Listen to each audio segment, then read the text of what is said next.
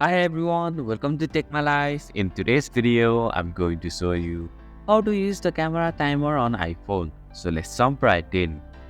First, open the camera app. Tap on the arrow option from the top of your screen. Now tap on the timer icon. Here, select the timer duration that you want. You can usually select between 3 seconds, 5 seconds and 10 seconds. Finally, position your iPhone and tap on the shutter button to take a photo.